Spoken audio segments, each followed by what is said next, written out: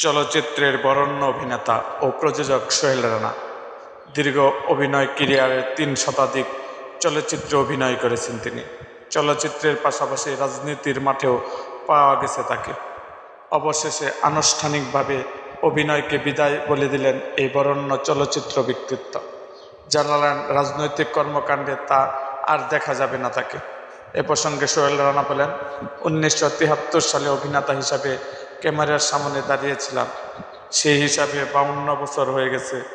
চলতে চলতে তো এক সময় শেষ হতেই হয়। অভিনয়টা এখনও বুকের মধ্যে লালন করলেও প্রফেশনাল অভিনয় আর দেখা যাবে না আমাকে। অ্যাক্টিভ রাজনীতি ও প্রফেশনাল অভিনয় থেকে অবসরের সিদ্ধান্ত নিয়েছি। নতুন করে আর পর্দায় দেখা যাবে না। শরীরটাও আর সাপোর্ট করছে না।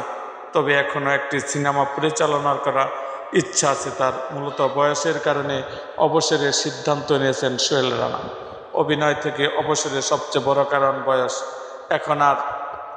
এখন তার বয়স ৭৯ বছর। অভিনয় ছাড়া সিদ্ধান্ত জানানোর সময় দেশের চলচ্চিত্র নিয়ে নিজের আক্ষেপের কথা জানিয়েছেন সোহেল রানা। চলচ্চিত্র জগৎ তো এখন শেষ। ১-২-৪ জন যারা করছে তাদের সঙ্গে আমাদের প্রজন্মের মিলছে না। যেভাবে আমাদের করার কথা তেমন উপযুক্ততা তাদের নেই। বিদেশি সিনেমায় দেখি আমাদের বয়সের শিল্পীরা দিব্যি কাজ করছেন। তাদের জন্য আলাদাভাবে চরিত্র গল্প লেখা হচ্ছে, কিন্তু আমাদের দেশে সেরকম কিছুই হচ্ছে না। আমাদের এখানে শিল্পীদের বয়স হয়ে গেলে শুধু মা বাবা চাচাদের ক্যারেক্টার হিসেবে ব্যবহার করা হয়। পারফর্ম করার সুযোগ থাকলেও এই ধরনের চরিত্র অভিনয় করার কোনো সমস্যা নয়, কিন্তু তা না হলে তো অভিনয় কোনো মানে হয় না। আমি সেই জায়গায় থেকে চলে যেতে চাই। মানুষ আমাকে ভালোবাসে, সম্মান করে। মানুষের ভালোবাসা নিয়ে আমি সরে যেতে চাচ্ছি।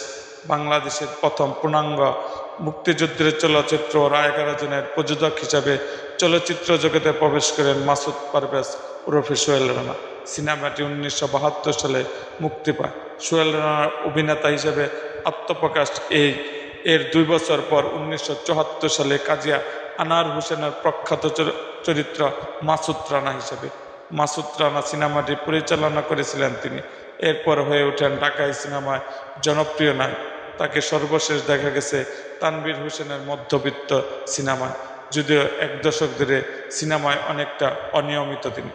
এরকম আরও ভিডিও পেতে এবং রাজনৈতিক অঙ্গনে নানা ঘটনা ও ইতিহাস জানতে আমাদের মুক্তাগাছার ইতিহাস মিডিয়া ইউটিউব চ্যানেলটি সাবস্ক্রাইব করুন এবং পাশে থাকা বেল আইকনটি বাজিয়ে দিন।